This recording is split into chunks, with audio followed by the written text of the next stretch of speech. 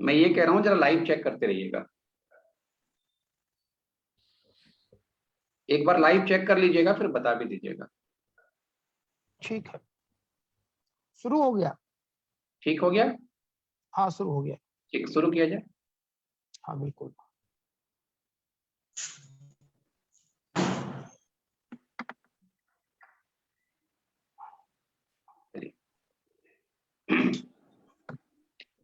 आप सबको सादर नमस्कार। जब से कोरोना का दूसरा संक्रमण आया है, हम लोगों की कोशिश है कि अधिक से अधिक लोगों तक कोरोना से संबंधित जानकारी को पहुंचाया जाए, जिससे बचाव आसान हो सके। बहुत सारे लोग ऑलरेडी इन्फेक्टेड हुए हैं और उसके पश्चात ठीक भी हो रहे हैं, लेकिन ठीक होने के बाद भी अनेक प्रकार की समस्याएं लोग झेल रहे हैं। लोगों को शिकायत रहती है, कमजोरी की खासकर शिकायत लोग करते हैं। तो ऐसे में एक सब आप लोगों से रिक्वेस्ट है, एक अनुरोध है कि अपना अपना माइक्रोफोन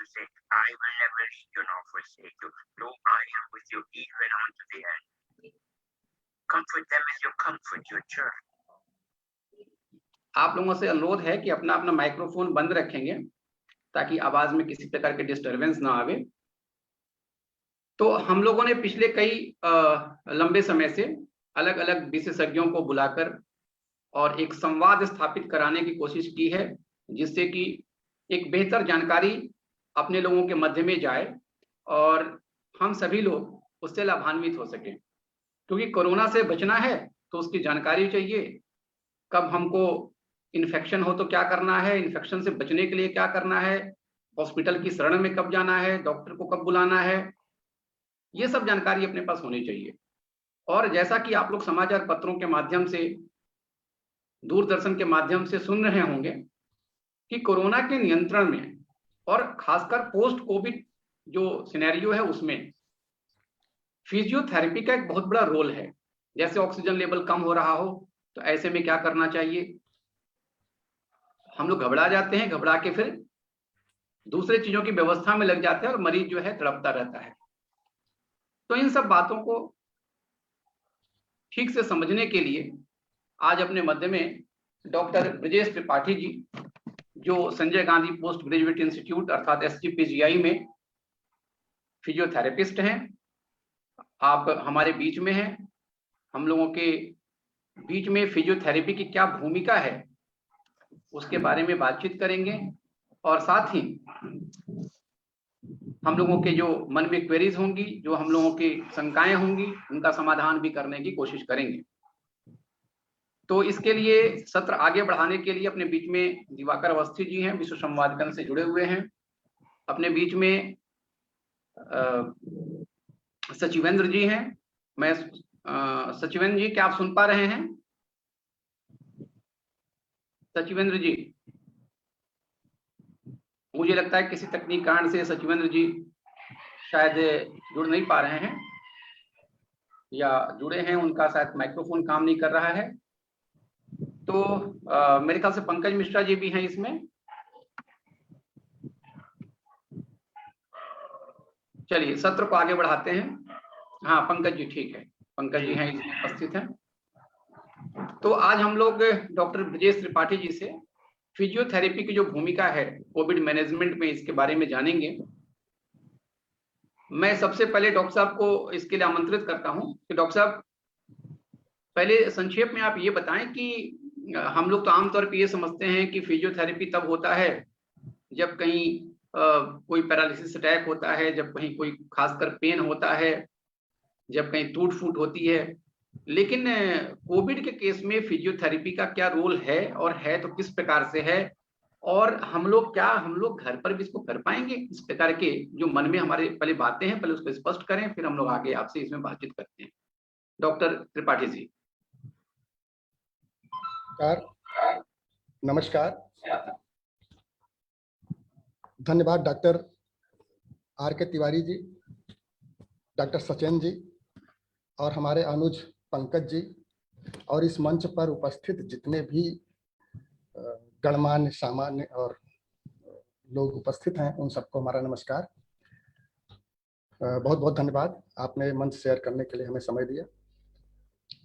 आते हैं टॉपिक पर। आपने तिवारी जी, आपने जैसा कहा, आप हमको सुन पा रहे हैं सब लोग? हाँ बिल्कुल, आवाज आपकी अच्छी आ रही है।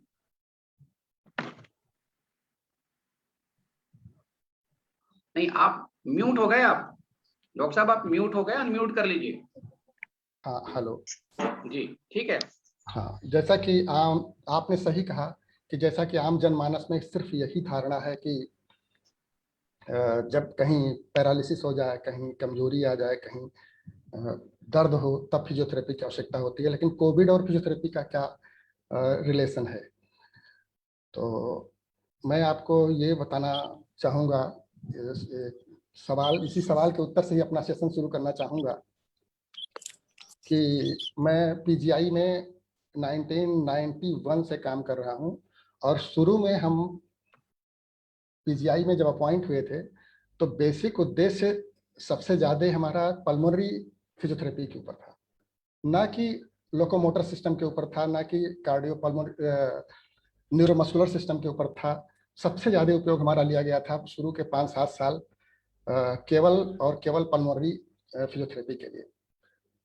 फिजियोथेरेपी के विषय में आज कोई परिचय की आवश्यकता नहीं है। सब जानते हैं कि आज एक फिजियोथेरेपी स्टैब्लिश्ड साइंस है और जिसका उपयोग शरीर के किसी भी कमजोरी के लिए, किसी भी त्रुटि के लिए, किसी भी पैथोजेनेसिस के लिए या पोस्ट पैथोजेनेसिस कोई बीमारी किसी को अगर हो जाती है तो उसके बाद जो उसके आफ्टर इफेक्ट्स होते हैं उसको दूर करने में बहुत सहायक होती है। बल्कि यहाँ तक कहा जाए कि बीमारियां जो अपना आफ्टर इफेक्ट छोड़ जाती हैं वो केवल और केवल फिजियोथेरेपी से ही एक लीस्ट लेवल तक सुधरती हैं। कोविड आज जिससे सब परेशान है, पूरा देश संसार परेशान है, अपना देश परेशान है। इसमें हम देखते हैं कि कोविड इन्फेक्शन होने के बाद में लोगों को अमूमन थोड़ा सा बुखार होता है और सबसे बड़ी समस्या आती है सांस लेने की। लोगों के अंदर घुटन महसूस होने लगता है, सांस लेने की समस्या आती है, लोग ऑक्सीजन के लिए आज त्राही त्राही मची हुई है। और जो भी हॉस्पिटल में हॉस्पिटलाइजेशन रेशियो जो है उसका सबसे बड़ा और प्रमुख कारण है कि ऑक्सीजन का कोप अप हो पाना। इस मंच के बाहर की बात है, अगर हम ये बताएं कि क्यों ऑक्सीजन की कमी होती है। वायरस हमारे शरीर में आता है, नाक से गले से होता हुआ हमारे रिस्पिरेटरी सिस्टम, हमारे लंग्स पे इफेक्ट करता है और वहाँ पे एक टेम्पररी सूजन पैदा करता है। उस सूजन की वजह से जो हमारी फेफड़ों के कार्य करने की क्षमता कम हो जाती है और जो ऑक्सीजन हमारे शरीर को मिलना चाहिए वो बाधित होता है।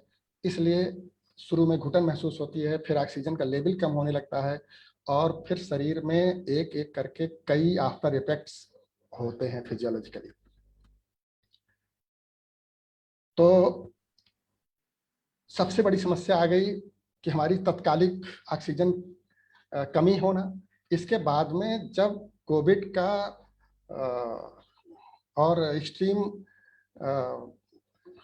स्टेज आता है तो बुखार बहुत तेज हो जाता है। आदमी बुखार से भी, मान लिया अस्पताल न जाना पड़ा और ऑक्सीजन की नहीं जरूरत पड़ी, उसके बावजूद भी सीवियर बुखार होता है। आदमी के अंदर इतनी कमजोरी आ जाती है कि वो कम से कम हफ्ता 2 हफ्ता अपने दैनिक कार्यों को करने में उस तरह से असमर्थ होता है जिस तरह से नॉर्मल कर पाता है। तो मोटे तौर पे देखें तो कोविड जो है हमारे पल्मोनरी सिस्टम को अफेक्ट करता है। बुखार और स्टेबिलिटी की वजह से हमारे शरीर में कमजोरी ला देता है, दर्द होती है शरीर में। ये जो आम सामान्य सर्वजन को दिखाई देता है वो ये परिस्थितियां हैं। और मान लिया किसी को सांस फूलने की दिक्कत हो रही है, ऑक्सीजन के लिए उसको अस्पताल में ले जाना पड़ रहा है, तो अस्पताल की जो अंदर की परिस्थितियां हैं वो आईसीयू में अलग अलग तरह की होती हैं। हमारे मित्र पंकज जी ने कहा था कुछ ऐसा करिएगा जिससे कि लोग एक आम, मान लिया कोई एक कोविड का कोविड में जो प्री एंड पोस्ट कोविड जो इंटरवेंशन है फिजियोथेरेपी का, उस पर भी डिटेल जाएंगे। मैं उनके अनुक्रम में मैं ये बताना चाहूँगा कि अगर हम फिजियोथेरेपी के पॉइंट से देखें तो हमारे आईसीयूज में दो हिस्सा कर सकते हैं। एक हिस्सा जो कि बिल्कुल क्रिटिकली इल है, जिनको कि ऑक्सीजन की सपोर्ट की जरूरत पड़ रही है विभिन्न माध्यमों से। हाई फ्लो ऑक्सीजन दिया जा रहा है वेंटिलेशन के माध्यम से, नॉन इन्वेजिव वेंटिलेशन के माध्यम से, या हाई फ्लो ऑक्सीजन के माध्यम से दिया जा रहा है, लेकिन वो बिल्कुल होश में है और सारे अपने काम कर रहे हैं। और एक है कि जो कि जिनको कि इन्वेजिव वेंटिलेशन के माध्यम से ऑक्सीजन दिया जा रहा है और कुछ शरीर की मेटाबॉलिक स्थिति ऐसी बिगड़ गई है कि वो होश में नहीं है, या होश में है तो मजबूरी बस उनको सीडेशन पर रखा जा रहा है। दो स्थितियां। तीसरी स्थिति आईसीयू में ही यह बन रही है कि धीरे धीरे करके बीमारी की अवस्था कम हो रही है, ऑक्सीजन की जो स्टेज लगाई गई थी वो स्टेज कम पड़ने लगी है और आदमी अब थोड़ा सा अपने हिसाब से बैठने भी लगा है, थोड़ा अपने हिसाब से समझने भी लगा है, कुछ करने भी लगा है। तो इन तीनों परिस्थितियों, और चौथी परिस्थिति आप जान लीजिए कि जो आदमी बाहर अपने घर में रह रहा है, जिनको हॉस्पिटलाइजेशन की जरूरत नहीं पड़ी, वो अपने आप को कैसे बचाएं। इन चार परिस्थितियों को देखते हुए हम फिजियोथेरेपी के अप्रोचेस को सिस्टमेटिक रूप से आपके सामने लाने की कोशिश कर रहा हूं, जिसमें कि अगर हम देखें कि वास्तव में फिजियोथेरेपी करता क्या है। पल्मोनरी फिजियोथेरेपी में हमारे उद्देश्य क्या होते हैं, हम क्यों करते हैं वहां पे जाकर के, इसमें आईसीयू में जाकर के कुछ करके। तो अगर इस तरह से अगर देखें तो हमारा जो मेन काम होता है वो ये होता है कि ऑक्सीजन वेंटिलेशन और ऑक्सीजनेशन को मेंटेन कराएं। फिजियोथेरेपी, डीप ब्रीदिंग, तमाम टेक्निक्स की वजह से ये होती है कि जो हमारा ऑक्सीजन पेशेंट को दिया जा रहा है उसकी आवश्यकता धीरे धीरे करके कम पड़ने लगे। आम जनमानस में ये भी बता दें, जैसे हम एक हवा में 21% ऑक्सीजन होती है, हम वो ऑक्सीजन जब सांस लेते हैं तो हमको घुटन नहीं महसूस होती है। लेकिन अगर हमारा ऑक्सीजन हमारे ब्लड में कम परफ्यूजन होता है तो हमारे शरीर को ही, हमारे ही शरीर में ही फेफड़े में ही तमाम रिसेप्टर्स होते हैं जो कि पैरासिम्पैथेटिकली दिमाग को संदेश भेजते हैं कि ऑक्सीजन की कमी हो रही है। ऑक्सीजन उसके ऊपर उसको नियंत्रित करने के लिए काम करना शुरू कर देता है, जिसमें कि सांस की गति बढ़ा देता है, हृदय को पंप करना ज्यादा कर देता है, उसमें रेस्पिरेटरी रेट बढ़ जाती है, हार्ट रेट बढ़ जाती है। तो अगर हम किसी तरह से एक्सरसाइज करके परफ्यूजन के रेट को थोड़ा सा ओवरकम कर पाएं तो ये जो हमारी ऑक्सीजन डिपेंडेंसी है थोड़ी सी कम होनी शुरू हो जाएगी। तो पहला उद्देश्य शुरुआत में तो हम लोगों का यही होता है कि ऑक्सीजन परफ्यूजन रेशियो को धीरे धीरे कर किसी तरह से कम कर दें। और जो घुटन हो रही है, डिस्निया हो रहा है आदमी को, और उस घुटन की वजह से एक्स्ट्रा सांस लेने की जरूरत पड़ रही है, तो डिस्निया को कम करें। सांस लेने की जो एक्स्ट्रा कैलोरेशन पड़ रहा है उसमें भी ऑक्सीजन की डिमांड होती है मांसपेशियों को, वो धीरे धीरे करके कम कर दें। आदमी थोड़ा रिलैक्स फील हो। आदमी का जो एक एंजाइटी और डिप्रेशन आज आदमी हादसे में है, इतना चिंतित है, इतना डिप्रेशन है। अरे थोड़ा सा रिपोर्ट पॉजिटिव आई नहीं कि आधा उसका तो दिमाग वैसे ही डिप्रेस हो जाता है, करें हम पॉजिटिव हो गए। तो इस एंजाइटी लेवल को कम कर दें, डिप्रेशन को कम कर दें, और जो एसोसिएटेड आईसीयू में रहने के जो कॉम्प्लिकेशन होते हैं उसको कम कर दें। इन चार उद्देश्यों के तहत हम लोग आज फ्रंट लाइन में आईसीयूज में रोटेटरी के तौर पे जाते हैं, और आज इस एज में भी, अभी हमारी 56-57 साल की उम्र है, आज भी आईसीयू में जा करके और फ्रंट लाइन में काम कर रहे हैं पीपीई किट के साथ में। तो देखने से लग रहा है कि इस समय भी आप हॉस्पिटल में बैठे हुए हैं। मैं हॉस्पिटल से अभी आया हूं तुरंत। अच्छा, और पूरे योद्धा की तरह अभी भी तैयार हैं। जो आप बात बता रहे हैं उसमें एक बात जरा क्लियर कीजिए कि कोविड के केस में जैसे शुरू में होता है कि किसी को हल्का सा बुखार या जुकाम या कहीं उसका पेट खराब इस प्रकार से दिखता है, तो और आपने जैसे कहा कि जब सांस फूलने लगती है तो फिर उसको नियंत्रित करना ये फिजियोथेरेपी का काम होता है। नहीं, हमने ये कहा कि जी सांस जब फूलने लगती है जी तो उसमें दवाएं, मेडिकल अप्रोचेस और फिजियोथेरेपी उसमें मदद करती है। मदद करेगी। तो इसका मतलब कि फिजियोथेरेपी की शुरुआत या फिजियोथेरेपी का रोल कहाँ से स्टार्ट होता है इसमें? फिजियोथेरेपी की शुरुआत की रोल स्टार्ट होती है जब बीमारी का जो एक्यूट फेज है। जी अगर आदमी आईसीयू में नहीं गया है, मैं अभी जो सिस्टमेटिक हम एक बताने की कोशिश कर रहे थे, पॉइंट वाइज जो एक तैयार किए हैं, ठीक है, आप बोले हाँ, कंटिन्यू कीजिए। उसमें यह पॉइंट आता कि हमारा कहाँ से शुरू होगा, कहाँ नहीं जाएंगे। जी लेकिन आप बता रहे हैं, पूछ रहे हैं, तो इसलिए हम बता रहे हैं आपसे कि जो बिल्कुल एक्यूट केस है, जैसे मान लिया किसी को अचानक कोविड ने इतना परेशान कर दिया है कि उसका ऑक्सीजन लेवल कम हो गया, हॉस्पिटल में चला गया है, उसको जो है ऑक्सीजन फ्लो पे डालना पड़ रहा है और फेफड़े में इंफ्लेमेशन है। एक्सरे रिपोर्ट में कोविड रिपोर्ट का जो परसेंटेज है बहुत हाई है। उस स्टेज में एक्टिव इंटरवेंशन फिजियोथेरेपी की नहीं रख करते हैं।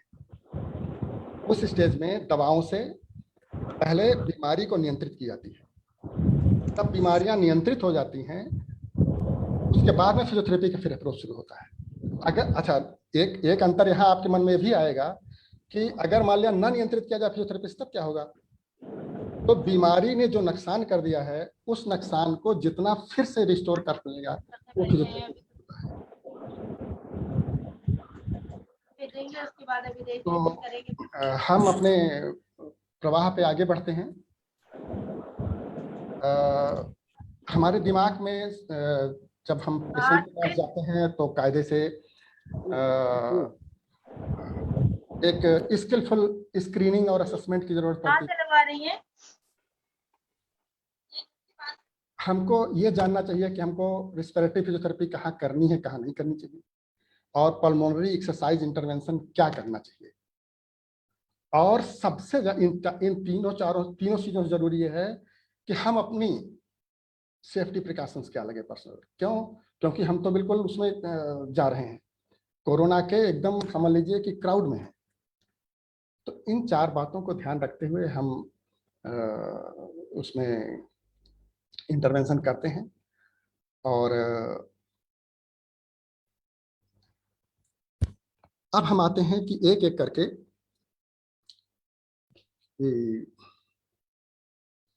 क्या करना चाहिए और क्या नहीं करना चाहिए। तो जैसा कि आपने सवाल पूछा था, उसी के क्रम में मैं कहना चाहूंगा कि जो अर्ली स्टेज है और एक तरह से अर्ली जो इंटरवेंशन है कोरोना के, वो भी ऐसे केसेस जो कि आईसीयू पहुंच गए हैं, उनके लिए फिजियोथेरेपी डायरेक्टली फ्रंट लाइन में नहीं इंडिकेटेड होती, नहीं रिकमेंड की जाती है। जहाँ पे सीवियरिटी और क्रिटिकली इल पेशेंट होते हैं, वहाँ पे नहीं इन्वॉल्व की जाती है। और कभी कभी ये भी डर रहता है कि आप वहाँ पे ज़्यादा फिजियोथेरेपी करेंगे तो आप इन्फेक्शन को एग्रीवेट करेंगे, ऐसी भी बात होती है। और जैसा कि अभी हम बताएं कि तमाम स्टेजेस होती हैं बीमारी की, तो उस स्टेज के हिसाब से हमको डिसीजन लेना होता है कि कहाँ पे क्या करें। जैसे मान लिया हम आईसीयू में गए, वहाँ पे पेशेंट के साथ में मान लिया कोई जीरियाट्रिक आदमी है, कोई आदमी ऐसा जिसके साथ में कोमार्बिडिटीज भी जुड़ी हुई हैं। जैसे मान लिया उनको हाइपरटेंशन भी है, डायबिटीज भी है, किडनी बीमारी है, क्रॉनिक किडनी बीमारी है, या किसी का कोई सिस्टम ऑर्गन फेलियर टाइप का है। उन पेशेंट्स में हमको पेशेंट टू पेशेंट जाके देखना होता है और अकॉर्डिंग टू उनके कि किनको क्या दिक्कत है, कौन सी बीमारी है, किस हिसाब से है, तो उनको बिल्कुल टेलर्ड एक्सरसाइज। ऐसा नहीं जैसे हम एक कपड़ा दूसरे को पहना दूं आप सेट हो जाएगा, उनको पहना नहीं। उनके लिए बिल्कुल एक सुनिश्चित एक्सरसाइज की क्या करनी होगी, एक सुनिश्चित प्लान बनाते हैं। और जो पेशेंट ऐसे होते हैं जो कि बाहर होते हैं, सिर्फ ऑक्सीजन सपोर्ट पे होते हैं, ऑक्सीजन उनका कम होता रहता है और बैठने लगे हैं, थोड़ा एक्टिविटी भी करने लगे हैं, उनके लिए हम लोग दूसरी तरह के एक्सरसाइजेस इन्वॉल्व करते हैं। और इन दोनों के बीच में जो स्टेज होती है उनमें दूसरी तरह से इन्वॉल्व करते हैं। तो मैं आपको ये बताना चाहूँगा कि जैसे एक आम धारणा जो है एक आम आदमी है, जैसे मान लिया किसी को कोविड पॉजिटिव आ गया है, तो तत्काल वो घर पे क्या करना शुरू करे? तत्काल किसी कोविड पॉजिटिव आ गया है, मान लो कोई भी दिक्कत नहीं हो रही है, तो भी कम से कम वो इतना शुरू कर सकता है कि स्टीम लेना शुरू कर सकता है घर पे। स्टीम इनहेलेशन कोई भी नुकसान नहीं करेगा, और अल्टीमेटली जब आप स्टीम इनहेलेशन करेंगे तो उसके साथ साथ आप गहरी सांस ऑटोमेटिक लेंगे ही लेंगे। तो यह ऐसा देखा गया है कि ये एक तरह से स्टीम का शुरुआती दौर में स्टीम लेने से एक तरह से रामबाण साबित होता है। बहुत सिंपल है, बहुत सहज है, बिल्कुल घर पे भी करने वाला है। और अगर किसी को स्टीम के साथ में कुछ एक्सरसाइजेज होती हैं जो कि करनी है, उसको मैं अभी आगे इसलिए बताता हूं कि एक तो ये हो गया कि जिसको कोई नहीं है, दूसरा है कि जो बिनिंग पैटर्न में है, जो वार्ड में ऐसे हैं जो कि बीमारी को हरा करके और एक ऐसे फेज में आ गए हैं कि उनकी ऑक्सीजन लेवल कम हो रही है और सुधार की तरफ है, उनके लिए, दोनों के लिए सिर्फ एक पैटर्न आ जाता है। तो हम लोग क्या करते हैं कि पेशेंट्स के लिए जो सुधार वाले उसमें रवैये में हैं, उनके लिए जाते हैं, और सबसे ज़्यादा आवश्यक होता है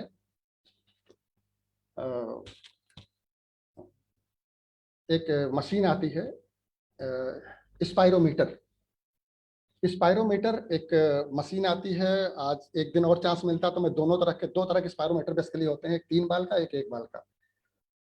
तो हमारे यहाँ आजकल 1 बाल का यूज हो रहा है स्पायरोमीटर, जो कि आपकी हर सांस में अप्रॉक्सीमेट बता देता है कि हर सांस में लगभग कितने लीटर हवा आपने अंदर खींच ली है, और वह किसी भी मरीज को फीडबैक देता बहुत अच्छा है। अच्छा, आज हमने इतना लीटर खींच लिया है, चलो दूसरी बार ट्राई करते हैं, वहां तक पहुंचते हैं कि नहीं पहुंचते हैं।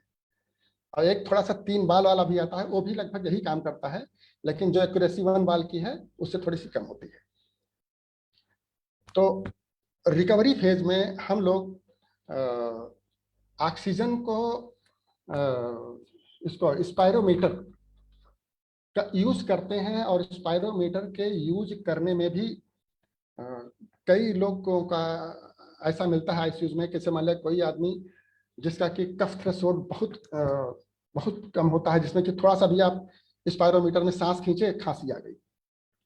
तो हमको ये निर्धारित करना होता है कि आदमी स्पायरोमीटर के साथ में कितना करे। सारा गोल, सारी टेक्निकलिटी उसमें होती, जाके कितना करे। जैसे किसी को स्पायरोमीटर ऐसे करने की जरूरत पड़ती है, केवल 3-4 बार करेंगे, थक जाएंगे, खांसी आ जाएगी, तो उनको थोड़ा सा लेवल कम करके और वो फिर फ्रीक्वेंसी बढ़ा देते हैं। एक बार में 3 ही 4 बार करें, 3 सेट करें, 3-4 बार करके आराम कर लें, फिर 3-4 बार करके आराम कर लें, फिर 3-4 बार करके आराम कर लें, थोड़ा सा आधे घंटे का 1 घंटे का रिलैक्स दें, फिर करें। तो वहां भी स्टीम और स्पायरोमेट्री का उपयोग करते हैं हम लोग। और स्पायरोमेट्री में भी टेक्निकली जैसे हमने बताया कि कुछ लोग ऐसे होते हैं, कुछ लोग होते हैं कि नहीं, बहुत ही अच्छे उनकी वाइटल कैपेसिटी मेंटेन कर लेते हैं, 10 दिन 12 दिन के बाद में उनको फिर फ्रीक्वेंसी उनकी बढ़ा दी जाती है कि एक ही बार में वो 7-8 बार के 3 रेशियो में, यानी 15 से 20 बार करें, और दिन में 2-2 घंटे या 3-3 घंटे में करें। इसके बाद में आता है ACBT, active cycle of breathing techniques, और यह इतनी कारगर होती है रिकवर होते हुए पेशेंट्स पे कि इसका हम लोग देखते हैं प्रभाव, और ये इतनी आसान है कि इसको घर में भी किया सकते हैं, और हम लोग सिखा देते हैं। तो आप ये मानिए कि दूसरे दिन पेशेंट खुद ही कहता है कि डॉक्टर साहब हम ये ऐसे इतना तक कर ले रहे हैं। उसको इस मंच के माध्यम से मैं जन सामान्य के बीच में भी ले जाना चाहूँगा कि बेसिकली जो active cycle of breathing techniques है उसमें 3 फेज है। सस्ती भाषा में पहला फेज उसका, तो जैसे हमारे यहाँ कहते हैं भस्त्रिका प्राणायाम में, कि आप सिर्फ रिलैक्स वे में गहरी 5-6 बार सांस ले लीजिए। कोशिश करें कि हो सके तो नाक से सांस लें, अगर नाक से ना हो पाए तब फिर मुंह से सांस लें। 5-6 बार ये गहरी सांस लेने के बाद में अपने आप को पूरा एकदम रिलैक्स छोड़ दें, कंधे पे जोर नहीं पड़ना चाहिए, और दूसरा फेज ये होता है कि हम अगर ये 5-6 बार परफॉर्म कर ले रहे हैं, खांसी नहीं आ रही है, तो दूसरे फेज में क्या करते हैं, इसको बढ़ाते हैं कि हम दोनों हाथ को सीने के बगल में रख लेते हैं, जो हमारी रिब्स होती हैं, रिब्स के निचले हिस्से पर रख लेते हैं, और रखते हैं सिर्फ इसलिए कि जिससे हमको एक फीडबैक मिलता रहे कि हमारा सीना फूल रहा है और अंदर जा रहा है। और दूसरे साइकिल में हम ये करते हैं कि पूरा धीरे धीरे धीरे धीरे करके नाक से सांस लेते हैं और 2-3 सेकंड तक फेफड़े में सांस भर के रोके रखते हैं, और इसके बाद में कोशिश करते हैं कि मुंह से, नाक से निकाल दें, अगर नाक से ना निकाल पाए तो मुंह से पर्स लिप ब्रीदिंग इस तरह करते हुए धीरे धीरे करके निकाल दें।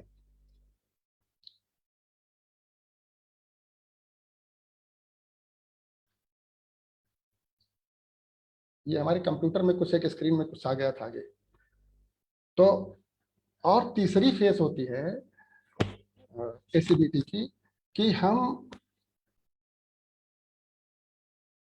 पहली फेज से सांस फेफड़ा फैलना शुरू हो जाता है, दूसरे फेज से फेफड़े में फैलाव आती है, जो एंड हिस्सा होता है जिसमें हवा भरती है फेफड़ों में, वो फूला रहता है। तीसरे उससे जो है, जो सेक्रेशन एक्यूमुलेट होता है थोड़ा बहुत, वो बाहर पतली नलिकाओं से बड़ी नलिकाओं में आने की कोशिश करता है। और तीसरा फेज ये होता है कि हम बिना सांस को रोके हुए हफिंग करते हैं, जैसे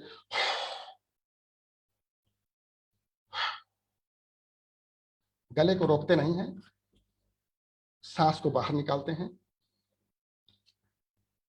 और चौथा स्टेज इसी में है कि 2 या 3 बार केवल ऐसे करके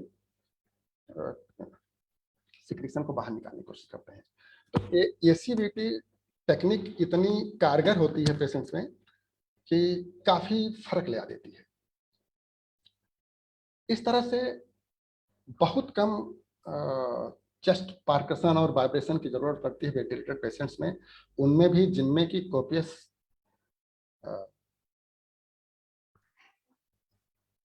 सिक्रीशंस हो और उनको ड्रेन आउट कराने का एक्टिव जरूरत पड़े, लेकिन ये बहुत कम होता है। तो अमूमन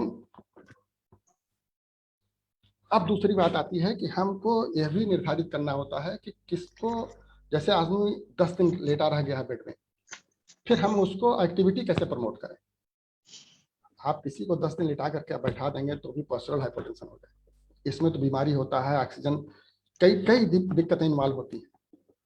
तो बहुत अर्ली स्टेज से हम लोग फुट पंप एक्सरसाइजेस शुरू कर देते हैं, जो कि बहुत सिंपल होती है और बहुत कारगर होती है, लेकिन ये ध्यान रखते हैं ये उनमें करते हैं जहां पे हीमोडायनामिक स्टेबिलिटी आ गई, पहली चीज। दूसरी चीज, अगर इतनी मोबिलिटी, इतने एक्सरसाइज करने के बाद में भी पल्स ऑक्सीमीटर में या तो 96% से ऊपर सैचुरेशन मेंटेन है, 95% से भी ऊपर मेंटेन है, या 2 मिनट या 3 मिनट एक्सरसाइज करने के बाद में अप्रॉक्सीमेट 3% तक पल्स सैचुरेशन नहीं घट रहा है, फिर प्रमोट कराते हैं। तो बहुत चालाकी से 2 बातें बहुत ध्यान में रखते हैं कि पेशेंट के ऊपर बहुत सूक्ष्म लेवल से पेशेंट का एक्सर्शन लेवल और एक्सरसाइज टॉलरेंस कितना है।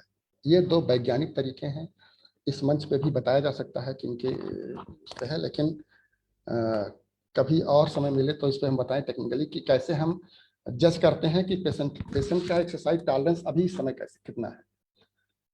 और दूसरी बात यह है कि पेशेंट कितना जल्दी एक्सर्ट हो गया है। इसके 2 एक स्केल्स भी हैं जो कि इंटरनेशनली मान्यता प्राप्त हैं। तो उन स्केल्स के दायरे में रहते हुए हम लोग ये देखते हैं कि इनका कितना एक्सर्शन कर सकते हैं, उस हिसाब से हम उनको एक्टिविटी प्रमोट करते हैं, जिसमें कि फुट पंप एक्सरसाइजेस है, थोड़ा सिंपल सा हैंड मूवमेंट्स है, और फिर अकॉर्डिंग अगर किसी का ऑक्सीजन लेवल और भी बिनिंग हो गया है, ऑक्सीजन की आवश्यकता और कम पड़ने लगी है, फिर उस हिसाब से उनको जो है एक्टिविटी और प्रमोट कराते हैं। तो ये स्थिति होती है जब ये वार्ड में एक्यूट बीमारी की फेज कम होती है और उससे पेशेंट ऑक्सीजन लेवल से बाहर आ रहा होता है। अब आती है बात कि जब हम बीमारी खत्म हो गई है और फिर भी चेस्ट में दिक्कत रह गई है, कमजोरी रह गई है, फिर क्या करें? फिर हम उनको बाहर आते हैं तो कोशिश करते हैं कि स्टीम और ACBT cycle, deep breathing exercises, diaphragmatic exercises पे कराते रहते हैं और उनके एक्सरसाइज टॉलरेंस और उनके थकावट के स्तर को देखते हुए शुरुआत में कुछ एक्सरसाइजेस उनको प्रमोट करते हैं, वो भी बहुत सिंपल, बहुत छोटी। कुछ टेस्ट होते हैं जिनको कर लेते हैं कि जैसे कि 6 मिनट वॉक टेस्ट है, sit up sit down test है, जिससे हमको ये अंदाजा लग जाता है कि पेशेंट की एक्सर्शन लेवल क्या है और वो सेचुरेशन इतने एक्सरसाइज करने के बाद भी सेचुरेशन मेंटेन कर पा रहे हैं कि नहीं कर पा रहे हैं। और इस हिसाब से अकॉर्डिंगली उनको एक स्तरीय एक्सरसाइजेस, जैसे शुरू में सिर्फ जो है आप बैठे रहें और कुछ सिंपल एक्सरसाइज करें, फिर कुछ खड़े होने वाली एक्सरसाइजेस हैं, कुछ फिर स्टेप आउट डाउन वाली एक्सरसाइजेस हैं, ये सब करें। एक बात इसमें हम लोग और भी करा रहे हैं जो कि सबसे महत्वपूर्ण और घर पे भी मैनेज करने वाली होती है, वो होती है कि थेरेप्यूटिक पोजिशनिंग। अंतरराष्ट्रीय लेवल पे प्रूव्ड है, सिद्ध है कि कुछ थेरेप्यूटिक पोजीशंस ऐसे हैं जिनको कि आदमी अडॉप्ट कर ले तो भी ऑक्सीजन सेचुरेशन बढ़ जाता है। जिसमें आजकल जैसे लोग बहुत कह रहे हैं कि आप प्रोन पोजीशन हो जाए, उल्टा लेट जाइए, उल्टा लेट करके पेट के नीचे एक तकिया रख लीजिए। तो ये थेरेप्यूटिक पोजीशनिंग बहुत अच्छी होती हैं और इनको करना चाहिए। इनको भी करने का एक तरीका ये होता है कि जैसे जितना भी पेशेंट या जितना भी जिनको कोविड हो गया है पॉजिटिव लोग जितना भी टॉलरेट कर पाए, कोशिश करें कि आधे घंटे से लेकर 2 घंटे तक उल्टा लेट जाएं, पेट के नीचे तकिया लगा लें और गहरी गहरी सांस लें, भस्त्रिका। एक चीज। दूसरी चीज, उल्टा लेट जाएं और डायफ्रैग्मेटिक ब्रीदिंग। डायफ्रैग्मेटिक ब्रीदिंग माने उल्टा लेट जाए, ये महसूस करें कि हमारा पेट ही तकिए को दबा रहा है और अंदर ला रहा है। सांस अंदर खींचेंगे तो पेट पे दबाव आना चाहिए, सांस बाहर खींचेंगे पेट ढीला होना चाहिए। तो आधे घंटे से लेकर 2 घंटे तक का जितना जो टॉलरेट कर पाए, एक तो उल्टा लेट जाए। इसके बाद में कोशिश करें कि आधे से 2 घंटे के बीच में राइट साइड करवट होकर लेट जाए। फिर आधे घंटे के लिए प्रॉपर पोजीशन, यानी पीठ सीधा ना लेटे, सीधा थोड़ा सा पीठ उठा हुआ हो, और फिर आधे घंटे के लिए लेफ्ट साइड में, और इसके बाद में फिर वही उल्टा लेट जाए। यह टेक्निक भी इतनी कारगर सिद्ध हुई है कि अमूमन 2 से लेकर के 4% तक oxygen percentage level, SpO2 level बढ़ा देती है सिर्फ इसको अडॉप्ट करने से। तो बहुत छोटी छोटी सी सावधानियां हैं, स्टीम है, ACBT को सांस लेने के तरीके हैं, स्पायरोमेट्री है, कुछ डायफ्रैग्मेटिक ब्रीदिंग्स हैं, पोजिशनिंग है, और इनको ही कर करके काफी हद तक चेस्ट में सुधार पाया जा सकता है। फिर रिकवरी के बाद में हम यही सलाह देंगे कि किसी अच्छे क्वालिफाइड फिजियोथेरेपिस्ट की सलाह ले लें, क्योंकि क्लिनिकली देखा कि आपका वाइटल कैपेसिटी कितना है, चेस्ट एक्सपेंशन कितना हो रहा है और एक्सरसाइज टॉलरेंस टेस्ट कितना है। उस हिसाब से फिर आपको एक गाइडलाइन दे देगा कि ये एक्सरसाइज करिए और इतना तक काम करिए। जन सामान्य के लिए अगर सूचना देना हो तो हम इतना ही कहेंगे कि जब अमूमन 10वें से 12वें दिन तक जब ये जान लीजिए कि हमारा एक्टिव कोविड फेज खत्म हो गया है, तो हम उन सारी डेली जो हमारी डेली काम की चीजें हैं, उठना बैठना, मंजन करना, तौलिया पकड़ना, जो हमारे काम की आने वाली चीजें, न्यूनतम चीजें हैं, उनमें ट्राई करें, लेकिन इतना ध्यान रखें कि वो एक्सर्शन ना हो बस, और धीरे धीरे अपनी गतिविधियां बढ़ाएं, इससे वो पूरी तरह से पूर्ण स्वस्थ हो जाएंगे। ये हमारा एक निचोड़ है जो कि फिजियोथेरेपी कोविड में क्या कर सकती है, क्या कर रहे हैं, और घर पे आदमी एक सामान्य सस्ते तरीके से क्या करना चाहिए।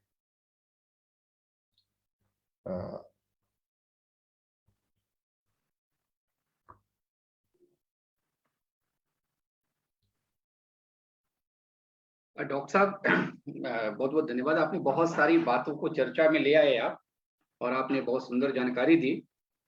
अपने कुछ प्रश्न मेरे मन में भी आ रहे हैं, उनकी भी मैं आपसे अभी चर्चा करूंगा। जी जी और कुछ अपने बीच में जो लोग जुड़े हैं उनके भी प्रश्न होंगे, जी जी वो भी हम लोग आपके सामने रखेंगे।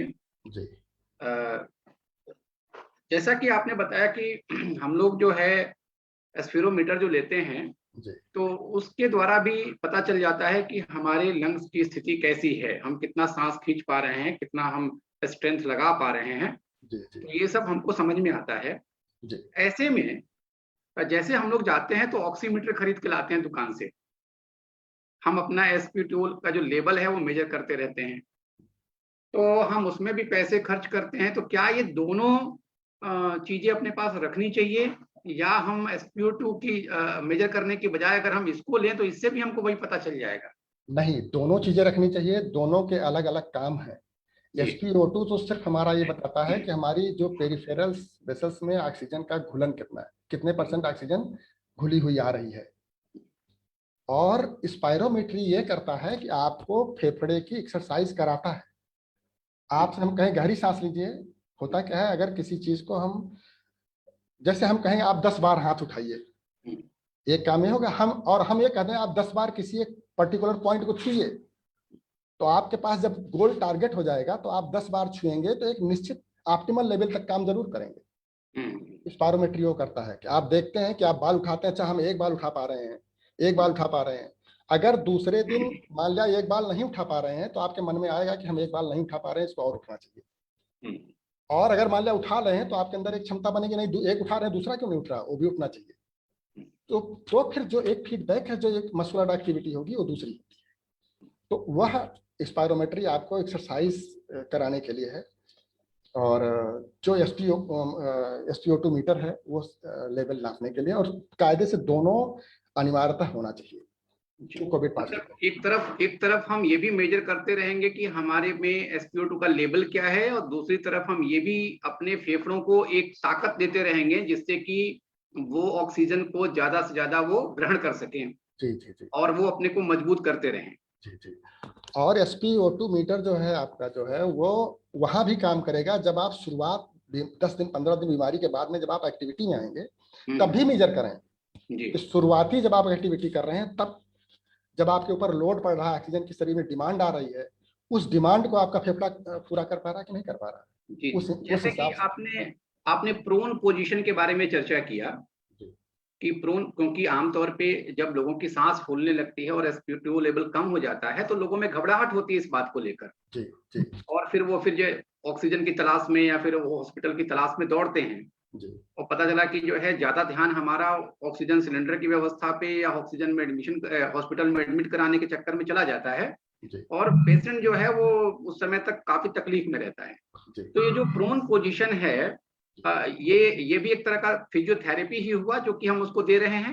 हाँ हाँ, ये 100% फिजियोथेरेपी है, और ये अंतरराष्ट्रीय उसमें प्रूव्ड लैब में प्रूव्ड हो चुका है कि अगर हम प्रोनिंग कर रहे हैं तो हमारा SpO2 लेवल 2 से 4% तक इंप्रूव हो जा रहा है। जी ये प्रूव्ड है। नहीं, ये तो आप बिल्कुल आपकी बात जो है हम लोगों ने भी अनुभव में लिया है जी कि हम लोगों ने पिछले शनिवार को भी एक सेशन किया था, जिस सेशन में कि ऐसे लोगों को बुलाया था जो लोग जो है कोविड से जंग को जीत गए हैं, जी और उनसे हम लोगों ने इस बारे में चर्चा की। तो जी उन्होंने बताया कि हाँ, हमने प्रोन पोजीशन को यूज किया, और एक तो अपने गणेश ताम्रकार जी उसमें ऐसे थे जिनका कि 55 SpO2 लेवल रहा था, और उनको भी उसमें काफी लाभ मिला। एक और सज्जन आए थे जिन्होंने बताया कि उनका जो है 70-75 के आसपास था, और वो भी विदाउट ऑक्सीजन सपोर्ट उन्होंने प्रोन पोजीशन में ही रह के और उसको इम्प्रूव किया। जी जी। तो चलिए, ये एक बहुत काम की चीज लोगों को समझ में आ गई। आप ऐसे भी देखिए डॉक्टर तिवारी जी की जब अस्थमा किसी को होता है, जी आपने ध्यान दिया होगा, मान लिया किसी की सांस फूलती है तो वो किसी का टेक लेकर के ऐसे आगे की तरफ झुक जाता है, हाँ जी जी। और उसमें उसको काफी रिलैक्स मिलता है। हम्म। तो वही है, पार्शियल प्रोनिंग हो जाती है उसकी। एक चीज अपने और हम बीच में जी जी जी बताएं डॉक्टर साहब, बताएं। एक चीज और हम कहना चाहिए, कभी भी सांस को फोर्सफुली बाहर की तरफ ज्यादा नहीं खींचना चाहिए। हम्म वो लिमिटेड, जैसे हमने बताया ACBT में कि 2-3 बार आप हफिंग कर लें और 2 ही 3 बार आप खांस दें नकली। अच्छा। लेकिन वो ज्यादा नहीं करना चाहिए, वो फिर नुकसान करती है। जी। अभी एक सूचना भी मैं देना चाहूंगा अपने बीच में जुड़े हुए सभी लोगों को कि हम लोग जिस प्रकार से अलग अलग प्रकार के डॉक्टर्स के साथ में इसका सेशन कर रहे हैं, तो ऐसा सेशन आने वाले ट्यूसडे को भी है। और वो जो सेशन होगा वो अपने सब जाने माने डॉक्टर साहब हैं, प्रोफेसर सूर्यकांत जी जो KGMU से हैं, जी जी उनका भी सेशन इसके बारे में रहेगा। और वो भी जो है प्रोन पोजीशन की बड़ी वकालत करते हैं। जी जी वो भी हमेशा इस बात को बताते हैं, वो कहते हैं भाई कि दूर दराज के जगहों पर या लखनऊ के भीतर भी जहां पर की ऑक्सीजन में आपको दिक्कत हो रही है, सिलेंडर मिलने की व्यवस्था में आपको दिक्कत हो रही है, ऐसे में तुरंत आप प्रोन पोजीशन कीजिए और उससे काफी लाभ मिलेगा। तो मंगलवार को इसी समय पे फिर उनका एक सेशन होगा, उसमें भी हम लोग जुड़ सकते हैं। जरूर जरूर जरूर। डॉक्टर साहब अपने बीच में श्याम बाबू तिवारी हैं। जी जी मैं उनका एक प्रश्न है जो लेना चाहूंगा आपके लिए। जी जी जी जरा श्याम बाबू अपने को अनम्यूट करके और अपना क्वेश्चन रखिए डॉक्टर साहब के सामने और जरा पूछिए क्या आप। जी जी डॉक्टर साहब, सबसे पहले तो सादर प्रणाम। हाँ प्रणाम भैया। मैं 25 दिन पूर्व कोविड पॉजिटिव हो गया था जी और उसके बाद हमारी दवाएं चली और हम स्वस्थ हुए। ऑक्सीजन लेवल हमारा 72 तक भी गया था जी और हम दवाओं के माध्यम से ही स्वस्थ रहे। लगभग 12 अप्रैल की बात है ये, जब मैं पॉजिटिव आया। जी और 25 से 26 अप्रैल तक हम स्वस्थ पूरी तरह हो गए थे। जी लेकिन फिर उसके बाद 27 से 28 अप्रैल के बाद डॉक्टर साहब मेरे लेफ्ट साइड में जहाँ पे हार्ट है, यहाँ पे थोड़ा सा दर्द का हमें अनुभव हुआ। जी तो 1-2 दिन तो हल्का सा दर्द बना रहा। जी उसके बाद हमने ECG कराया तो उसमें एक जगह पे ब्लॉकेज आया जी और फिर डॉक्टर साहब जो हमारे थे उन्होंने बताया कि आप कार्डियोलॉजिस्ट के पास जाएं। तो डॉक्टर अभिषेक शुक्ला अजंता में हैं कार्डियोलॉजिस्ट, हमने वहाँ पे गए जी और वहाँ पे दवाएं जो हमें दी गई, इटोवा ER और UP राइजेस D3, पेंटोसिड, यूकोस्प्रिन और डेरिफाइलिन दवा जी 1 हफ्तों के लिए हमें दी गई। तो इससे हमें बड़ा आराम मिला। जी तो डॉक्टर साहब, हम पूर्व में NCC कैडेट भी रहे हैं, मतलब शारीरिक हम बहुत अच्छे से कर लेते थे, जी दौड़ भाग किसी प्रकार की कोई समस्या नहीं थी। तो जब हमें आराम मिल गया तो 2-3 दिन अभी फिर हम छत पे केवल 10 मिनट टहल लिए जी तो हमारा दर्द यहाँ पे फिर बढ़ गया। तो जी हमने 2-3 दिन आराम किए, लेकिन घर में सिर्फ हम ही है तो थोड़ा माता पिता को नहीं जाने देते बाहर, तो हम कल सब्जी लेने चले गए। जी उसके बाद से भी हमारे फिर यहीं पे दर्द जो है लगातार बना हुआ है। तो डॉक्टर साहब ने आज हमें ज़ीरोडॉल SP दिया है। जी तो डॉक्टर साहब, प्रश्न ये है कि हम पूर्व में इतने फिजिकल वगैरह हमारा बड़ा अच्छा रहा है, स्वस्थ रहे हैं, जी NCC कैडेट भी रहे, जी तो ये क्या सामान्य है कोविड के बाद या फिर इसमें किसी प्रकार की हमको घबराने वाली चीज है? देखिए सर, आपका ECG पॉजिटिव था जी तो निश्चित ही कुछ ना कुछ दिक्कत थी। जी ऐसी पोजीशन में अभी आपको ज्यादा लोड नहीं लेना चाहिए। जी कायदे से आपको आराम करना चाहिए और उतना ही लोड लेना चाहिए जितने में आपको दिक्कत ना हो। जी गहरी सांस लेने की एक्सरसाइज कर सकते हैं, वो नुकसान नहीं करेगी। जी लेकिन ज्यादा चलने फिरने की, भारी वजन उठाने की और कहीं इधर उधर जाने का थोड़ा सा भी बचिए तब तक, जब तक कि एक बार फिर से डॉक्टर साहब को ना दिखा दीजिए हार्ट जी। वाले। तो डॉक्टर साहब, इसमें एक मेरा प्रश्न और भी था कि ये कोविड के बाद से ही जो ऐसी समस्याएं आई हैं, तो क्या ये मतलब अभी समस्याएं कुछ दिनों में ठीक होंगी या ये भविष्य में भी ये तकलीफ दे सकती हैं? ऐसा नहीं है, आप NCC के रहे हैं, आप अपने शरीर को फिर से चुस्त दुरुस्त कर लेंगे और पहले से ज्यादा अच्छा हो सकते हैं, इसमें कोई दो राय नहीं है। बिल्कुल चिंता करने की जरूरत नहीं है, लेकिन अभी नहीं। अभी आपको रेस्ट की जरूरत है जब तक कि आपके डॉक्टर साहब ना कहें, हार्ट वाले। जी, थैंक यू सर। बब्बन प्रसाद शुक्ला जी भी हैं अपने बीच में, आपका भी एक प्रश्न है। जी बब्बन जी, अनम्यूट करके प्रश्न पूछें, अनम्यूट कर लीजिए। जी राधे राधे भाई साहब। भाई साहब, ये मैं नॉर्मल क्वेश्चन आपसे जानना चाह रहा था उसका, वो कि जब मैं सोता हूँ तो सोने के टाइम मुझे नहीं पता लगता, नाक से तो ऑक्सीजन मतलब लेता हूँ मैं सांस, लेकिन फिर भी मेरा मुंह जो है सवेरे खुलता नहीं, चिपचिपा जाता पूरी तरह से। तो क्या ऐसा कोई सिम्टम तो नहीं आ रहा है किस तरह का कोरोना सिम्टम हो या इस तरह? बाकी नॉर्मल सब कुछ, खाने पीने और कोई बुखार नहीं, कोई कुछ नहीं, तो क्या नहीं। इसका कोई उपाय भी एक नाव है? नहीं नहीं, चिपचिपा- मुंह चिपचिपा जाता है, म्यूकोजल लेवल जो है कम होती है, और हर आदमी का सुबह उठ के मुंह थोड़ा सा नहीं, उस तरह कभी नहीं कभी डॉक्टर साहब ये होता है मुंह खुलते ही नहीं, बड़ी स्थिति गंभीर हो जाती है उस समय मुंह जब नहीं खुलता। और कब खुलना शुरू हो जाता है? नहीं, उसके बाद में थोड़ा सा मूवमेंट वगैरह करते हैं, मतलब उठने के बाद खुल जाता है, महसूस होता रात में जैसे चिपचिपा हुआ और मुंह बंद हो गया, तो घबराहट से होने लगती, फिर उसके बाद उठता हूँ खोलने मुंह फिर नॉर्मल हो जाता है, फिर गर्म पानी वगैरह पीते हैं तब ठीक हो जाता है। मुंह खोलने में दर्द तो नहीं होता है? कान के पास में नहीं दर्द नहीं, होता है? कान के कुछ आगे? नहीं, कुछ कोई प्रॉब्लम नहीं होती, लेकिन वही है, मुंह बंद हो जाता है तो थोड़ा सा सांस लेने में, जैसे नाक कभी कभी बंद हो जाती है तो सांस लेने में दिक्कत आने लगती है, अदरवाइज कोई दिक्कत नहीं है। अगर कोई ऐसी दिक्कत हो कि सोते समय नाक बंद हो जा रही हो, खर्राटे आ रहे हो, तो कोशिश करिए कि आप ईएनटी डॉक्टर को एक बार दिखा लीजिए। जी जी, खर्राटे तो नहीं आते डॉक्टर साहब, यही तो चिंता है, ना खर्राटे आते हैं ना मुझे कोई ऐसी कोई एलर्जी है, एलर्जी भी नहीं है। और चूंकि मैं यौगिक व्यक्ति हूँ, योग वगैरह करता हूँ, तो जो है उससे मुझे दिक्कत तो कोई नहीं, लेकिन यही मुझे चिंता लगी हुई है कि मुंह जो चिपचिपा जाता है, मुंह बंद हो जाता है, उससे मुझे उलझन होने लगती है रात में। हमको लगता है कि एक बार ईएनटी कंसल्टेशन लेना जरूरी होगा। चलिए, बेहतर होगा डॉक्टर साहब, धन्यवाद।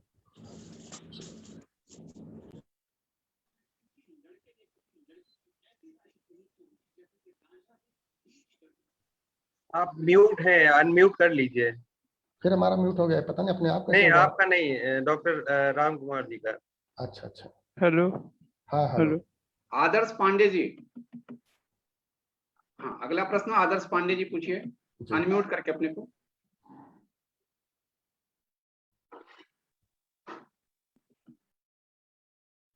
चलिए ठीक है, जब तक वो पूछते हैं, राजेश जी कुछ पूछ रहे हैं क्या? Hello hello. हाँ, यस सर, है सर, नमस्कार। हाँ पूछिए। हाँ हाँ, नमस्ते नमस्कार। सर। हाँ, सर नमस्कार ये मैं राजेश जी। एक हफ्ता पहले मेरा फीवर हो गया था जबरदस्त, जी और ठंडी लगी, ऐठन हुआ, फीवर हो गया, खांसी भी काफी आने लगी, जी तो दवा वो लिया तो उससे तो फीवर और खांसी तो रिलीफ है, जी। लेकिन घबराहट है और सांस फूलती ज्यादा। जांच कराए थे आप? हाँ, जांच कराया, निगेटिव आया है। निगेटिव आया है? कभी कभी निगेटिव भी आ रहा है, जी और फिर उसके लिए दूसरी जांचें की जा रही हैं, सीटी स्कैन किया जा रहा है, कुछ ब्लड के टेस्ट की जा रही हैं। जी। तो ये भी हुआ था, सीटी स्कैन भी हुआ था? हाँ सर, घबराहट होती है, जो आपसे नहीं, बात कर रहे हैं आप जांच जो इसमें है, भी घबराहट जांच होती है, किसी से और कोई बात भी, कर रहे हैं। और कोई भी जांच हुई थी? नहीं नहीं, खाली वही कोरोना के जांच हुई तो इसमें निगेटिव आए थे। अच्छा, उसके बाद और कोई जांच नहीं हुई है? जी नहीं है कोई जांच। 8 दिन बीत भी गया है। जी जी जी स्टीम ले रहे हैं? जी जी स्टीम लेते हैं? जी, स्टीम लेते हैं। स्टीम लेते हैं तो स्टीम और प्राणायाम भी करते हैं, थोड़ा गहरी सांस लेना और निकालना। हाँ हाँ हाँ, वो तो सुबह मॉर्निंग में होता है। हाँ उस सांस, गहरी सांस लेते समय खांसी आती है? हाँ, आती है। तो अभी आप स्टीम लेते रहिए, गहरी सांस लेते रहिए, कोई भी घबराने की बात नहीं है। आप मत डरिए कि आपको कोई दिक्कत होगी, क्योंकि जो खतरे वाली स्टेज है उससे उसको लगभग आप पार कर रहे हैं, जी और जांच रिपोर्ट में भी निगेटिव आई है। आप अपने फेफड़े को बचाए रखिए, स्टीम जरूर लीजिए, जी और गहरी सांस लीजिए, और एसीबीटी अगर आपके न समझ में आया हो तो किसी से समझ लीजिए। जी। बाकी ऑक्सीजन भी ठीक है, 99 था, हाँ हाँ, वो लेकिन तो हम बस समझ यही गए। कि थोड़ी दूर अगर चल जाते तो जांघें में झिझल, थकान थी और घबराहट और सांस फूलने लगती है, यही परेशानी। अच्छा, सांस भी फूल रही है? हाँ, सांस थोड़ी दूर भी चलते हैं, जैसे 1 किलो आधा किलोमीटर या थोड़ा टहल लिया तो सांस फूलने लगती है। तो आधा किलोमीटर चल ले रहे हैं? हाँ, कोशिश करते हैं, मोहल्ले में जैसे है, अब घर में बैठे बैठे भी उब जाते हैं जैसे। हाँ, उतना चलिए जिसमें सांस ना फूले। भले ही बीच में आप थोड़ा सा रुक करके आराम करके फिर दोबारा चले, यस सर। और कोई भी घबराने की बात नहीं है। डॉक्टर साहब, एक चर्चा अभी आपने करी थी जी कि जैसे एक तो एसिडिटी की आपने चर्चा की थी, जो 4 फेज में आपने बताया था करने के लिए सभी को, जी जी और दूसरा जो है एक आपने कहा था कि जो प्राणायाम करना है, डीप ब्रीदिंग करना है, जी जी ये सब भी जो है एक फिजियोथेरेपी का पार्ट है जी और ये हमको करना चाहिए। जी तो निश्चित तौर पे जब व्यक्ति पॉजिटिव से जब निगेटिव हो जाता है, जब बीमारी उसकी चली जाती है, जी तब ये वो करना प्रारंभ करेगा। अब सवाल ये उठता है कि क्या उसको दैनिक जीवन का अंग बनाना चाहिए या कुछ समय तक करना चाहिए इसको? प्राणायाम तो दैनिक जीवन का अंग कोई बना ले तो उससे बेहतर कोई बात ही नहीं हो सकती है। एक रूटीन एक्सरसाइज का अगर दैनिक जीवन का अंग बना ले तो बहुत चीजें ऐसी हैं जो कि होंगी ही नहीं। तो निश्चित ही अगर दैनिक जीवन का अंग बना ले तो बहुत अच्छा है। लेकिन ऐसा ना कि आजकल तो बहुत सारे लोग टीवी पे योग चल रहा है, उसको देख के भी समझते हैं कि हाँ हमारा योग हो गया। तो कोरोना का तो फिर ये प्रकोप चलता रहेगा ऐसे ही। नहीं, योग और देखिए थोड़ा सा अंतर है, जी साइंटिफिक अंतर है दोनों में। जी जो जैसे हम योग को भी बहुत मान्यता देते हैं और योग के हम बहुत ही प्रबल समर्थक हैं। और योग के सारी जैसे कि इनका जो बाबा रामदेव जी अब आजकल बहुत प्रसिद्ध हैं, इनका जो भस्त्रिका है। एक और भी डॉक्टर साहब अपने बीच में हैं, जी। डॉक्टर अखिलेंद्र जी अपने बीच में हैं, जी योग भी सिखाते हैं, योग करते भी हैं। जी तो अभी आप बात कर लीजिए, उसके बाद में जरा अखिलेंद्र जी को भी आग्रह करूंगा इस पे जी अपनी बात रखने के लिए। जी जी जी जी तो योग का भी कोई जैसे भस्त्रिका है, जैसे हम कहे एसीबीटी शुरू करिए। एसीबीटी बेसिकली क्या है? भस्त्रिका है। अच्छा। तो हाँ, लेकिन अब हम कहें कि चलिए ठीक है, आप एसीबीटी के दूसरे फेज में आइए, जैसे जाके सांस फुकाइए और रोकिए। भस्त्रिका में है पहले ही कि आप सांस जितना हो सके लीजिए और छोड़िए। हमारे यहाँ भी वही साइकिल निर्धारित, साइंटिफिक वर्जन में भी वही साइकिल निर्धारित की गई है। हमने कहा हफिंग करिए, लेकिन कफिंग रोकिए, कफिंग न करिए ज्यादा। और बेसिकली उनका जो है इसमें जो है कपालभाति है, वो क्या है? वो 60 अंश जो एक तरह से समझिए कि वो हफिंग का एक छोटा रूप है। हमने कहा कि कफिंग मत करिए, जिससे कि और चोट लगने की दिक्कत होती है, गले के जो म्यूकोसा है, म्यूकोसा इन्फ्लेम्ड होता है। तो योगा निश्चित रूप से बहुत अच्छा होता है स्वस्थ व्यक्ति के लिए, लेकिन जो असाध्य व्यक्ति हैं, जो रोगी व्यक्ति हैं, उनमें भी योगा अच्छा होता है, लेकिन अगर वो साइंटिफिक वर्तन में किया जाए, कुछ चीजें रोकनी पड़ती हैं। और इसका मैं इस मंच पे उल्लेख नहीं करना चाहिए हमको, लेकिन हम बताएं कि बहुत चीजें ऐसी होती हैं कभी कभी कि जो आदमी बहुत जानकार होता है वो योगाचार्य भी बचा के उस काम को करते हैं। अब डॉक्टर साहब एक्चुअली एक मान्यता ये भी है ना, लोगों की समझ में है कि फिजियोथेरेपी का तो मतलब है कि फिजियोथेरेपिस्ट आएंगे तो होगा, लेकिन नहीं नहीं लेकिन नहीं, नहीं। होम केयर जैसे जो हमारे यहाँ कोविड पेशेंट डिस्चार्ज होने वाला है, अब हम मान लो कहीं गांव का है जी, कैसे करेगा? तो उसको फिर आपको असेस करा के उसको बताना पड़ेगा। अब गरीब है, मान लिया उसके पास स्पायरोमीटर नहीं है, मान लिया उसके पास नहीं, तब क्या करेंगे आप? तब उनको आप बहुत सस्ती चीज में लाएंगे। ऐसा करो कि आप एक सांस में गिनती गिनो बाबा। हाँ, ऐसी कोई चीज बताइए जो कि आज आदमी बिना संसाधन के भी घर में कर सके। बता रहा हूँ ना। तो उनसे हमने कहा बाबा आप एक सांस में गिनती गिनो। अब वो किसी भी स्पीड में गिने थे, 1 2 3 4 5 6 7 8 9 10 11 12 तक गिने। तो हम कहे देखिए इसी स्पीड में आपको रोज गिनती गिनना है और 12 से कम ना हो। और अगले हफ्ते 10 दिन में 12 से बढ़ के 15 हो जाए, 20 हो जाए, 25 हो जाए, 30 तक आ जाना। तो ये क्या है? ये एक तरह से फोर्सफुल एक्सपेरिमेंट्री है। एक चीज। दूसरी चीज हमने कहा कि आप जो है कि सांस लीजिए खूब गहरी और रोकिए और मुट्ठी को खोलिए, बंद करिए 5 बार, और खोलने बंद करने के बाद सांस निकाल दीजिए। लेकिन यह चीजें डिजाइन होती हैं बड़े होशियारी से। जैसे फार्माकोलॉजी में कौन सी दवा देनी है, ऐसे ही फिजियोथेरेपी में किसके लिए, किस परिस्थिति के लिए क्या करना है, बड़ी होशियारी से डिजाइन होता है। ऐसे नहीं होता है कि आप मैथमेटिकल लिख दिया जाए और सबके लिए डिजाइन होता है। जी जी जी। लेकिन सबकी अल्टरनेटिव व्यवस्था है। बस बारीकी से आपको शरीर को पहचानने की जरूरत है, शरीर में होने वाली प्रतिक्रियाओं, रोग की अवस्था को पहचानने की जरूरत है, और शरीर उस रोग के प्रति कितना अपने आप को संभाल रहा है उसको पहचानने की जरूरत है। इसके बाद फिर आप अच्छी तरह से डिजाइन कर पाते हैं कहाँ से मदद शुरू करें। ऐसे आप सामान्य भाषा में समझिए, जैसे मान लिया कोई दौड़ ही रहा है तो उसको क्या मदद, अब उसके आगे वाली दौड़ में मदद करनी होगी।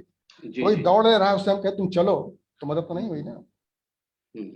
ये होता है सिद्धांत। तो डॉक्टर साहब जैसे कि अपने लोगों को जब हम पोस्ट कोविड में जाते हैं, तो जब कोरोना, हम समझते हैं कोरोना संक्रमण हमारा समाप्त हो गया, लेकिन अब देखने में आ रहा है कि उसके बाद भी लोग जो है शिकायत करते हैं कि हमको बहुत कमजोरी है, वीकनेस बहुत है। अब ऐसे वीकनेस में उनसे योग प्राणायाम ज्यादा हो भी नहीं पाता है। नहीं, गहरी सांस लेना उनको बहुत आवश्यक होगा, उसमें जी। किसी घर्षण की जरूरत नहीं पड़ेगी।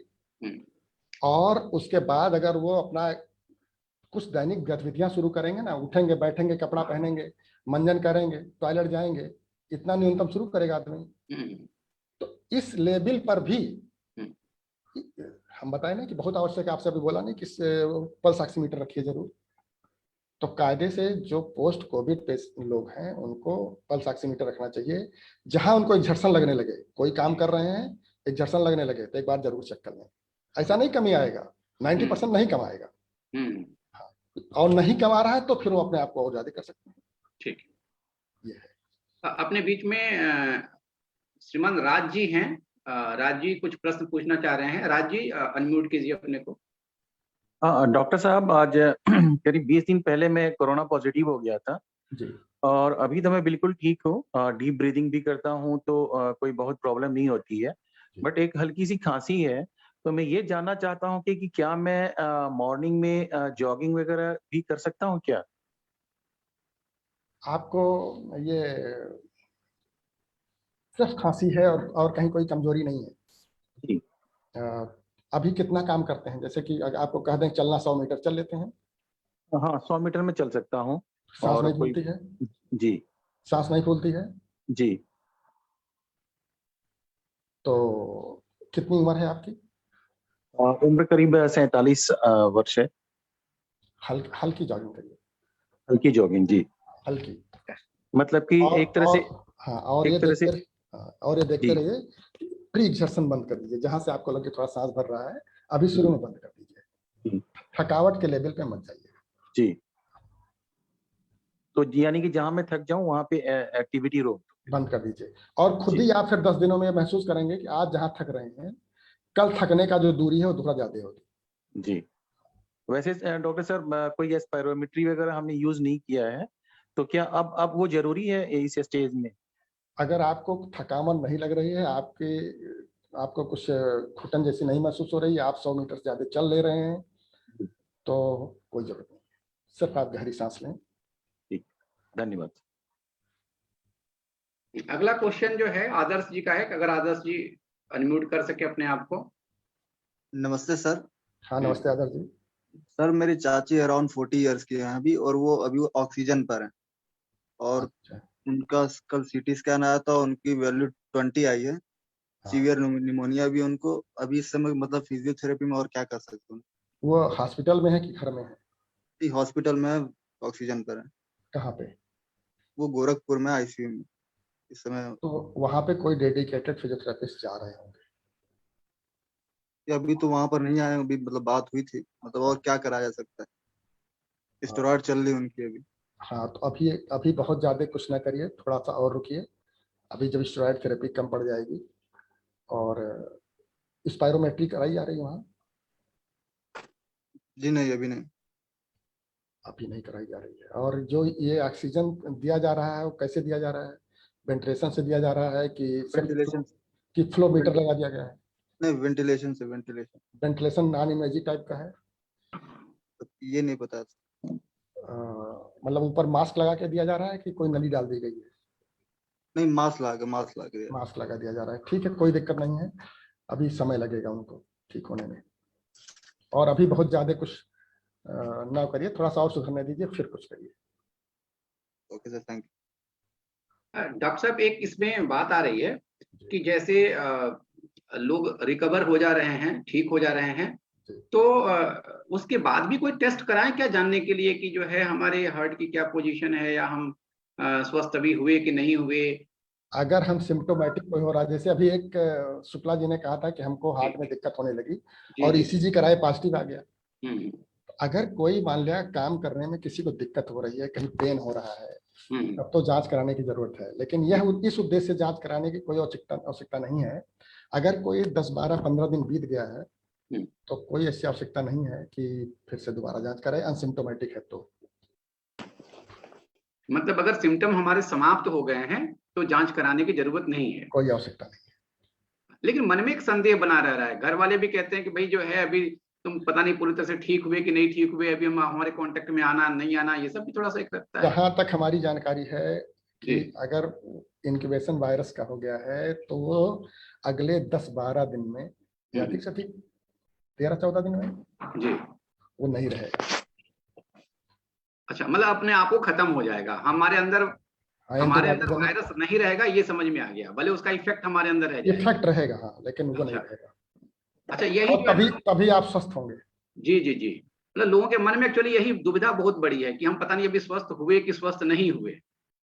तो आपने अच्छा है क्लियर कर दिया इसको कि वायरस का इफेक्ट रह जाएगा, वायरस हमारे भीतर नहीं रह जाएगा। तो ये बताइए, तो फिर जो है लेकिन कुछ टेस्ट जो है 20-22 दिन कराने पर भी आदमी पॉजिटिव आ जाता है। टेस्ट पॉजिटिव आ जाएगा कभी कभी, जी, वो जी। ऐसे साधारण भाषा में समझा जा सकता है, जैसे मान लिया कोई वायरस हो, ऐसे समझ लिया कोई डेड वायरसेस है, उसकी रिपोर्ट अच्छा। पॉजिटिव बता दी गई, हम्म। ये हो सकता है। तो पॉजिटिव मतलब एक तरीके से वो फॉल्स रीडिंग आ रही है जो हमारे हाँ, डेड वो वायरस है। पॉजिटिव से न मान के चलिए। अच्छा, वो मतलब कि एक तरीके से अगर हम 15 दिन हमारे हो गए, बीमार हुए और हाँ हम हाँ ठीक हो गए हैं, कोई सिम्टम नहीं है, तो हाँ, हम अब टेस्ट वेस्ट के झंझट में ना पड़े। तो आपने कोविड को पछाड़ दिया है, समझ लीजिए उछाड़ दिया। उसको समाप्त कर दिया है, चलिए, मतलब हनुमान जी का आशीर्वाद हमको मिल चुका है अब, है ना, संजीवनी मिल चुकी है। मिल चुका है। और अब जो है अगर कोई तकलीफ समझ में आती है तब हम टेस्ट कराएं, और टेस्ट कराने के बाद फिर जैसा हो वैसा फिजियोथेरेपी को हम अपना फॉलो करें, जिससे कि हम ज्यादा स्वस्थ हो जाएं भविष्य में भी। जी जी जी। तो जी पंकज जी कुछ प्रश्न पूछना है, पंकज जी। जी डॉक्टर साहब नमस्कार।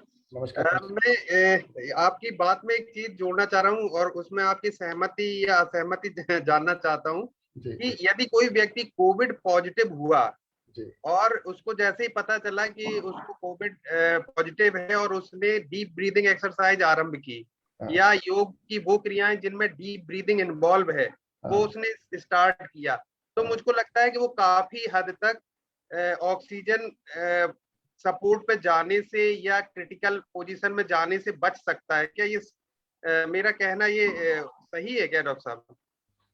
जो तुरंत जैसे जो जब वायरल लोड होता है तो उस समय हम लोग इनएक्टिव होते हैं, शुरू में हमने आपको बताया कि फिर वहाँ कुछ नहीं करते, कई जगह ऐसी जहाँ कुछ नहीं करते हैं, जिससे कि हम एक्टिव वायरसेस को और फैलने से रोकें। तो बेहतर होगा कि गर्म भाप की सिकाई लें, और वो ज़्यादा ठीक है, भाप के साथ डीप ब्रीथिंग लें। एक चीज और हम भूल गए थे, अभी ध्यान आ गया, भाप के सोच करके ध्यान आ गया कि अक्सर लोग निबुलाइजेशन लेते हैं। निबुलाइजेशन पैटर्न भी जो पॉजिटिव जेट एयर निबुलाइजर होते हैं, जैसे ऑक्सीजन प्रेशर से होता है या जो एयर प्रेशर से होता है, उसको भी कोविड में अवॉइड करना चाहिए। बेसिकली जो अल्ट्रासोनिक निबुलाइजर्स होते हैं उनका यूज करना चाहिए, फिर ड्राई निबुलाइजर का यूज करना चाहिए। ये अभी दिमाग में आया है तो इसको हम लोग रोज कर रहे हैं। बहुत अच्छा। अखिलेंद्र जी एक प्रश्न हमारा भी है, राम कुमार। जी जी। डॉक्टर साहब एक प्रश्न है कि जो पहले कभी डायबिटिक नहीं रहा हो, जी, सुनते हैं कि अगर उसको कोविड हो जाए तो वो फिर बाद में डायबिटिक पेशेंट हो जाता है, अगर वो पेशेंट नहीं रहा पेशेंट हो जाता है, ऐसा है क्या? वो ऐसा होता है कि आदमी इनएक्टिव हो जाता है। रिस्ट्रिक्शन आजकल वैसे भी एक जन सामान्य पूरा रिस्ट्रिक्शन हो गया है, तो शरीर की जो एक्टिविटी है, मेटाबॉलिक लेवल है, वो बहुत काफी कम हो कर लेता है, और इंटेक पे नियंत्रण रहता नहीं है, तो अमूमन एक टेम्पोरली डायबिटिक के सिम्टम्स, वेट गेन का सिम्टम्स भी आ आता है। तो क्या वो स्थायी रहता है? थायराइड वो जो डायबिटिक थोड़ा बहुत सिम्टम्स आ जाता है डायबिटिक का, तो वो स्थायी बना रहता है या बाद में अपने आप खत्म हो जाता है, अस्थायी हो जाता है? ये फिर समय बताता है क्या होगा। अगर अस्थायी रूप से आया है तुरंत पहले कोई दिक्कत नहीं है, फिर जब आप एक्टिव हो जाएंगे और इनटेक कम करेंगे, फिर नाप के देखना पड़ेगा कि कम हुआ कि नहीं। कम हो गया तो ठीक है, और नहीं कम हुआ फिर उसके लिए जांच करानी पड़ेगी क्यों हो रहा है। अच्छा, नहीं तो क्या नहीं, ये एक स्टेटमेंट जो डायबिटिक नहीं है लेकिन अगर कोविड हो गया है तो वो डायबिटिक हो जाएगा, ये स्टेटमेंट सही है क्या? अगर कोई डायबिटिक नहीं है तो टेम्पोरली मैं मान सकता हूँ कि उसके शुगर लेवल बढ़ जाए। क्यों? क्योंकि उसकी एक्टिविटी घट जाती है।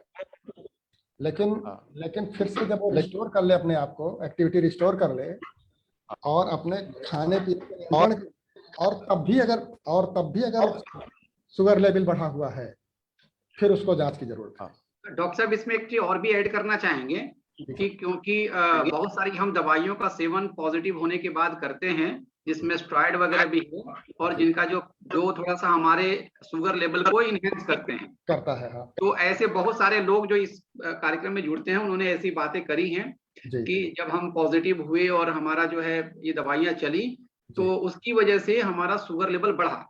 लेकिन ये भी देखने में आता है कि जब वो निगेटिव हो गए और स्वस्थ हो गए, तो उनका शुगर लेवल फिर वास्तव जो उनका ओरिजिनल था उस पे वापस आ गया, कम आ जाता है जी। स्टेरॉइड हमेशा शुगर लेवल को बढ़ाता है। क्या सर स्टेरॉइड से शुगर लेवल कम भी हो जाते हैं क्या? बढ़ता है। लेकिन ये हमारे केस में जो है वो पहली बार में तो बढ़ गया था, लेकिन अब उसके बाद में वो जो है मतलब 100 और 120 तक आ रहा है। पहले 313 था। फास्टिंग जी, पॉजिटिव फास्टिंग टेस्ट ना? नहीं, रैंडम टेस्ट। रैंडम नहीं, फास्टिंग। रैंडम का बहुत वो नहीं महत्व रखता है। फास्टिंग पीपी कराइए या फिर HbA1c कराइए। तो फिर नहीं, जैसे हमने स्टेरॉइड दिया उसके बाद रैंडम टेस्ट किया हमने, तो 313 था।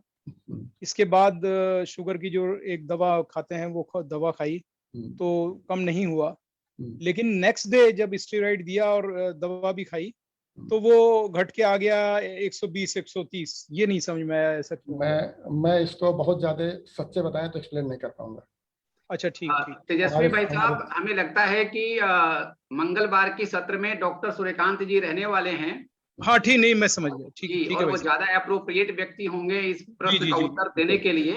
नहीं, ठीक बात जी, क्योंकि उन्होंने बहुत सारे काम भी इसके ऊपर कर रहे हैं वो लोग। तो हम लोग ये प्रश्न उनके सामने जरूर रखना चाहेंगे इस बात को, क्योंकि धन्यवाद ब्रजेश त्रिपाठी जी, धन्यवाद। क्योंकि जो है कोविड के केस में बहुत ऐसी चीजें हो रही हैं जो कि अनएक्सपेक्टेड भी हैं, और जो अभी स्टडी का मैटर ही है, तो ये प्रश्न भी उनके सामने रखना मुझे लगता है कि समयोचित होगा। अपने बीच में अखिलेंद्र जी हैं या चलेगा? अखिलेंद्र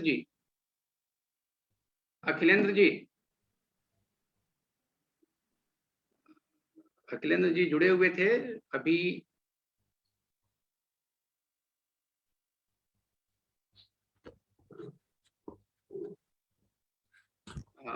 संभवतः मुझे लगता है कि शायद कनेक्शन उनका जो है डिस्कनेक्ट हो गया है। तो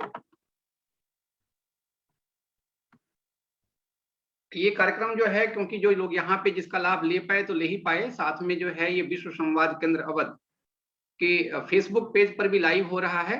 अगर हम लोगों के मन में या हम लोग जो यहाँ पे कार्यक्रम ले रहे थे, सुन रहे थे, अगर हम इसको दोबारा सुनना चाहें तो हम विश्व संवाद केंद्र के फेसबुक पेज पर जाकर इसको पूरा हम देख सकते हैं। हाँ, अखिलेंद्र जी देखिए अब आ गए हैं। हाँ, अखिलेश्वर जी, सॉरी अखिलेश्वर जी।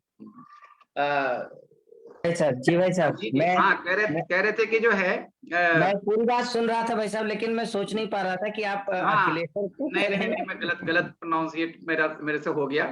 मैं हाँ, कह रहे हैं कि डॉक्टर त्रिपाठी जी ने बहुत विस्तार में फिजियोथेरेपी की चर्चा की है पोस्ट कोविड मैनेजमेंट के लिए। जी भाई और क्योंकि आप योग, प्राणायाम, ये सब भाषण वगैरह सब सिखाते रहते हैं लोगों को, तो जो बातें आपने कही वो इनसे भी जुड़ी हुई हैं।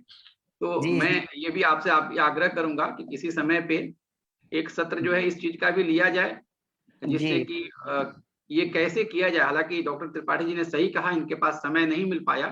कल ही मुझे लगता है डॉक्टर साहब को सूचना हुई और इतने कम समय में इन्होंने पूरा मैनेज किया। अदरवाइज मेरी इनसे सुबह जब बात हुई, दोपहर बल्कि बात हुई, तो आपने कहा था कि अगर समय मिला होता तो कुछ वीडियोस और तमाम चीजें कि कैसे हम कर सकते हैं उसको हम दिखाते, तो वो ज्यादा ठीक से हम लोग समझ पाते। और फिर भी डॉक्टर साहब से कहूँगा, आग्रह करूंगा कि अगर उसे हम लोगों के बीच में शेयर कर देंगे तो हम लोग जो है किसी जो जिनको जरूरत होगी उनके बीच में उसको पहुंचा सकते हैं और उसका वो लोग लाभ ले सकते हैं। तो दिवाकर जी अपने साथ जुड़े हुए हैं। दिवाकर जी, छोटा वाला फोन है। डॉक्टर साहब ने भी काफी समय निकालकर इसमें अपनी सहभागिता करी है। दिवाकर जी सुन पा रहे हैं हमको? जी भाई साहब। जी जी, तो डॉक्टर साहब को धन्यवाद ज्ञापन के साथ साथ में कार्यक्रम के समापन की तरफ हम लोग ले चलें, क्योंकि इतने व्यस्त समय से आपने समय निकाला है, तो ये गुरुतर दायित्व आपका है। कृपया इसको समापन करने की और जो इसका सार है वो रखने की कोशिश करें, और फिर हम लोग जो है दूसरे सत्र की तैयारी करेंगे। दिवाकर जी। ये कोरोना काल में जो लोग कोविड पेशेंट हैं या कोविड से ठीक हो गए हैं, ऐसे लोगों के लिए फिजियोथेरेपी की क्या भूमिका हो सकती है? डॉक्टर विजय जी ने जैसे हम लोगों को बहुत विस्तार से ठीक ढंग से बताया।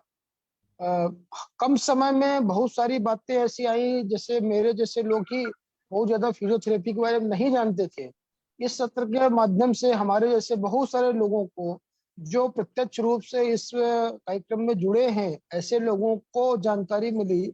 साथ में जो हमारा फेसबुक लाइव चल रहा है उससे पूरे देश भर के लोग जुड़े हैं, और ऐसी बहुत सारे लोगों के मन के अंदर की जो जिज्ञासाएं फिजियोथेरेपी को लेकर है, आज के इस सत्र से पूरी होंगी। इसके लिए हम आयोजन समिति में हमारे डॉक्टर राम कुमार जी हैं, पंकज जी हैं, विजय जी हैं, सभी लोगों को धन्यवाद देना चाहता हूँ कि ऐसे महत्वपूर्ण समय में, कोविड काल में, इतने कम समय में विशेषज्ञ के द्वारा सारी बातें सभी लोगों के सामने आई, ये बहुत महत्वपूर्ण है। इसलिए आज के इस सत्र में हम जो लोग जुड़े हैं सभी लोगों को बहुत बहुत धन्यवाद देना चाहते हैं। जिन लोगों ने इस सत्र में प्रश्न पूछे हैं उनके लिए विशेष धन्यवाद ये है। बहुत सारे लोगों के मन में वही प्रश्न होंगे, तो आपके प्रश्न से सारे लोगों को उत्तर मिल गए, ये बहुत महत्वपूर्ण विषय है। जिस प्रकार से आज के सत्र को डॉक्टर राम कुमार जी ने कोऑर्डिनेट किया, बहुत सारी छोटी छोटी बातें ऐसी थी जो लोगों के लिए आवश्यक थी, ऐसे लोगों के लिए सारी चीजें निकल कर सामने आई। इसलिए पूरी आयोजन समिति को मैं बहुत बहुत धन्यवाद देना चाहता हूँ। और आगे भी हम लोग हर शनिवार और मंगलवार को प्रयास कर रहे हैं। इस मंगलमान संस्था की ओर से जो कार्यक्रम हम लोग कर रहे हैं, इसमें नए नए विशेषज्ञ नए नए विषयों पर जानकारी मिल रही है कोविड काल में, तो हम सब लोग इसमें जुड़ने का प्रयास करें। अपने जानने वाले परिचित लोगों को भी इसमें जोड़ने का प्रयास करें। किसी कारणवश अगर कोई नहीं जुड़ पा रहा तो उसको फेसबुक के पेज पर जो वीडियो पड़ी है उसको दिखाने का प्रयास किए। बहुत बहुत धन्यवाद डॉक्टर साहब। डॉक्टर राम कुमार जी साहब, आप म्यूट हैं। आखिर में एक छोटा सा आग्रह है मेरा,